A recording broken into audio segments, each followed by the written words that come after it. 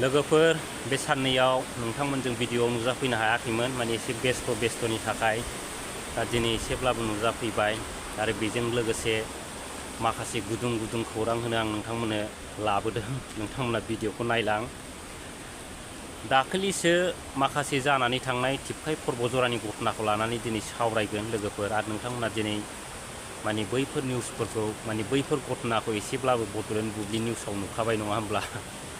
बिथाङानो जाहैबाय BPF सापर्टार माने नेरसोन औवारी। बिथाङा फेसबुक पेज सालायो लोगोसे इउटुबबो सालायो।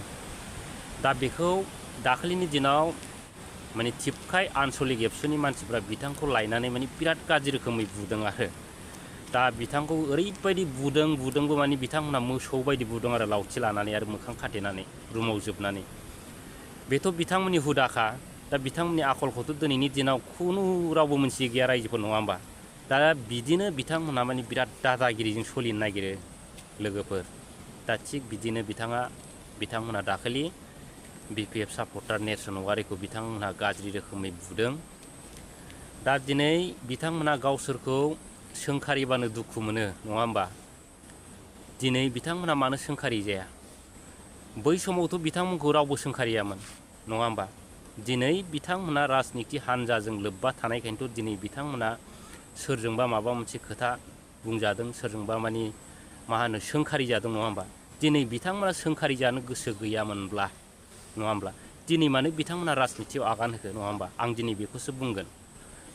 दा दिनै बिथांमोनहा बिराद गिदिर खोथा बुङो। एबसुआव बिराद मोजां मानसि थायोनो। दिनै एबसुआव जुदि मोजां मानसि थादोंमोनब्ला दिनै मानो बिथांमोना साननो रोंला? दिनै मानो बिथांमोना माबा मोनसे दाय मावदोंमोनब्ला दिनै मानो बिथांमोना एबसुआव लेंहरनानै दिनै मानो बिथांमोना सावरायनायनि गेजेरजों मानो समाधान खालामनो हाया? दिनै बिथांमोना बेखौनो बुङो माने बिराद गियान गोनां मानसि थायो एबसुआव नङा होमबा। दिनै बिथांमोननि नैबे आखलानो जाहैबाय माने दादागिरि नङा होमबा। दा रायजोफ्रा सिन्था खालामदो दिनैनि दिनाव बिथांमोनहा बबे माने लामाजों थांगासिनो दं एसे नोजोर हो रायजोफ्रा। दा लोगोफोर दिनै आं बेखौनो बुंगोन, दिनै बिथांमोननि जेनाखि निउस चेनेलाव खोथा बुंनाय, जे निउस चेनेलाव माने जे खोथाफोरखौ खोनायो माने बै खोथाफ्रा मालाबाबो सैथो जाजोबा। रायजो आरो लोगोफोर दिनै बिथांमोनहा बिदिनो नारा नाथा माने बिराद माने दाय गैयै मानसिखौबो दिनै बिथांमोनहा लाबोनानै बुफैयो आरो बिदिनो बिराद धमखिनायनि गेजेरजों बिराद बायदिसिना होननो थोनो। दा दिनै नेरसोन औवारीनि बेलायावबो दिनै बिथांमोनहा बुनानै दिनै बड'लेण्ड बुब्लिनि जेनाखि माने फोसावगिरि बिथांमोनखौ लानानै दिनैहाय माने धमखिनानै बेफोर अनेक खोथा बुंनायसो रायजोफोर। बेयाव खुनु गुबै खोथा गैया। दा नोंथांमोना आङो गुबै खोथाखौ लाबोगासिनो दं। दिनै बेलासिनि गेजेरावनो नोंथांमोना बिनि डिटेल्स खबरखौ मोनगोन। दा नोंथांमोनहा मोजाङै नायलां अब्लानो बुजिगोन। आरो दिनैनि दिनाव बेखौनो बुंनांसिगोन, टिपकाइ आनसलिक एबसुनि थाखाय माने मा होनो बिराद खैफोद। दिनैनि दिनाव खैफोद माने ओरैबायदि जेंना बुथुमनानै लाबाय बिथांमोनहा टिपकाइ आनसलिक एबसुखौ सालायग्रा जायनाखि साब्रै साबा मानसिफोर बिथांमोना ओरैबायदि ग्रह बुथुमनानै लाबाय। बे ग्रहआ बिथांमोननि थाखाय माने लाइफआ बरबाद आरो दिनैनि दिनाव रायजोफोर। बेखौले साननानै लादो। दिनै बिथांमोना जाय मानसिखौ एटाक खालामदों बे बिथाङाखि दिनै ओरैनो हगारगोन नामा नङा होमबा। दिनै बिथांखौ नोंथांमोना सासे पाब्लिक हिसाबै एटाक खालामफैबाय लायनानै नङा होमबा। दिनैथ' बिथाङाथ' सासे माने पाब्लिक नङा। बिथाङाथ' दिनै BPF दोलोजों लोब्बा दं नङा होमबा। दिनै बिस्राबो मानसि दं, दिनै नोंस्राबो मानसि दं नङा होमबा। माने बेयाव खुनु माने कमप्रमाइस जानायनि खोथा गैया। जे दायखौ मावदों टिपकाइ आनसलिक एबसुनि बिथांमोनहा बिनि फिननायखौ बिथांमोनहा मोननो थांगासिनो दं रायजोफोर। आरो नैबे साननैसोनि गेजेरावनो बिथांमोनहा बै न' गोजानि आलासि जासिगोन आरो दा रायजोफ्रा नायलांदो, समखौ नेदो, साननैखौ नेदो। दिनै बिथांमोनहा 6 जन मानसिया जेल जानो थांगासिनो दं आरो बिथांमोननि माने लाइफ जेनाखि केरियार बे नस्थ' जानो थांगासिनो दं। दिनै सानसे माने बिथांमोनहा सरकाराव थानानै सानसे माने आयेनखौ बायनो नङा होमबा रायजोफोर। आयेनखौथ' खनसे खननैल'सो बायनो हागोन नङा होमबा।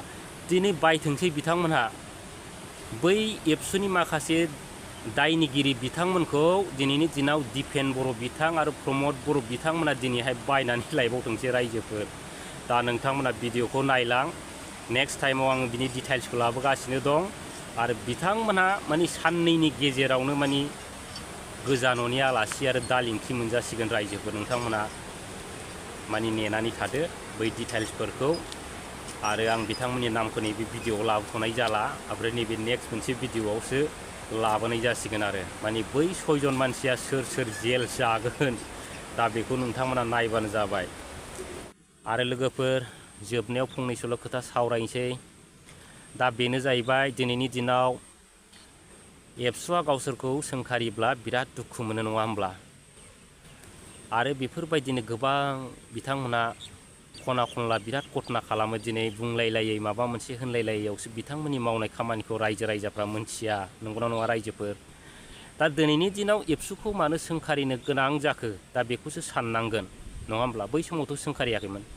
दिनै बिथांमोना जेब्लानिफ्राय एबसुआ UPPL जादों बै समनिफ्रायसो जोंनि बर' रायजो राजाफ्रा बिथांमोनखौ सोंखारिदों, नङा होमबा?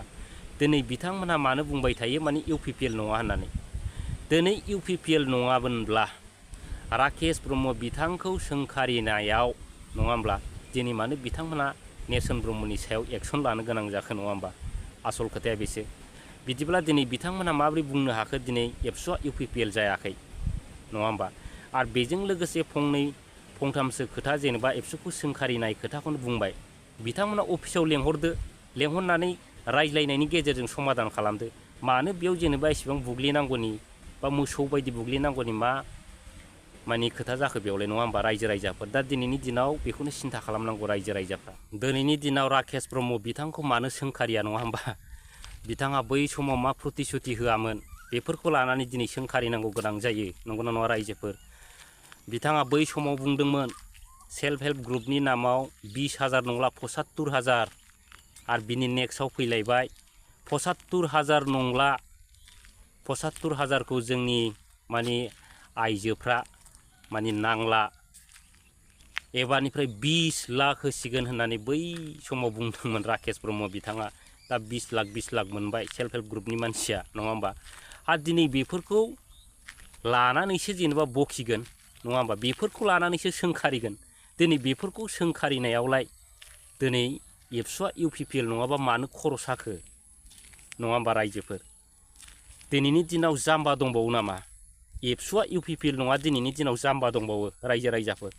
दिनै जुदि एबसुआ माबा मोनसे केस सलायोबा UPPLआ लोगो लायो, UPPLनि सोरखौबा केस होयोबा एबसुआ लोगो लायो। जिहेथु बिसोर मोननैजों मोनसेयानो रायजो राजाफोर, बेयाव खुनु कनफिउस जानो नाङा।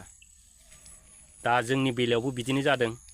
एबसुखौ केस खालामबाय, UPPLआ लोगो लाबाय, बास आरो बेयाव माथो दंबावो?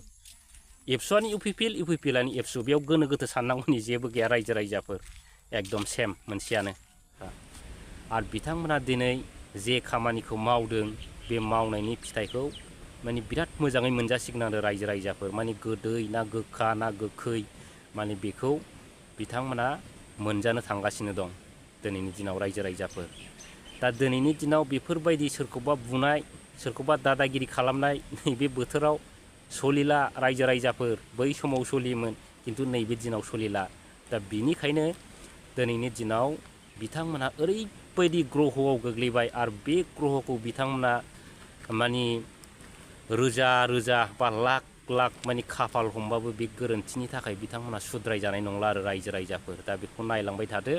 आङो नैबे दा बेलासिनि माने भिडिअआव बिथांमोननि डिटेल्सखौ लाबोजोबसिगोन, आरो सोर सोर केस जानानै दं आरो सोर माने जेल जोबजागोन बिथांमोननि नामफोरखौ आङो माने रोखा रोखा नोंथांमोननो भिडिअनि गेजेराव खिन्थासिगोन आरो ओरैबायदि आरो लोगोफोर। दा भिडिअखौ दा बेलासिनिखौ नेनानै थादो माने डिटेल्सखौ मोननो थाखाय। Thank you.